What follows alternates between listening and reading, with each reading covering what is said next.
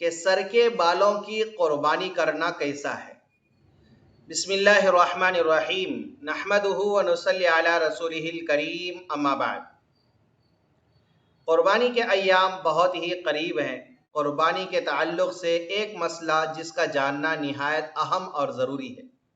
مسئلہ یہ ہے کہ سر کے بالوں کی قربانی کرنا کیسا ہے۔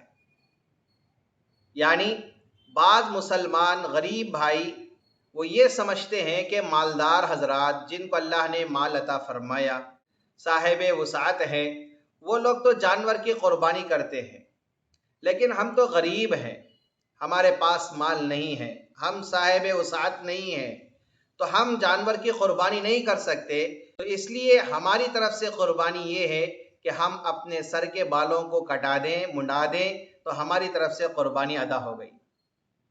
تو یہاں پر 3 باتیں سمجھنے کی ہیں۔ نمبر 1، یہ جو سوچ ہے کہ سر کے بال کٹا دینے سے ہماری طرف سے قربانی ادا ہو گئی، اسلام میں اس کی کوئی اصل موجود نہیں ہے اور یہ سوچ سراسر غلط ہے۔ دوسری بات یہ ہے کہ قربانی مالدار پر واجب ہے جو صاحب نصاب ہو، اور غریب پر قربانی واجب نہیں ہے۔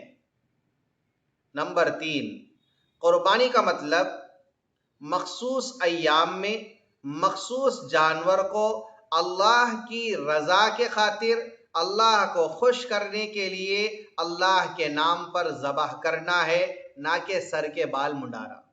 تو اس لیے جو غریب مسلمان بھائی یہ سوچ رکھتے ہیں کہ سر کے بال کے منڈا دینے سے ہماری طرف سے قربانی ادا ہو جائے گی، تو یہ سراسر غلط ہے۔ اس طرح کی سوچ رکھنا اور اس طرح کا عقیدہ رکھنا یہ سراسر غلط ہے، اور اسلام میں اس کی کوئی اصل نہیں ہے۔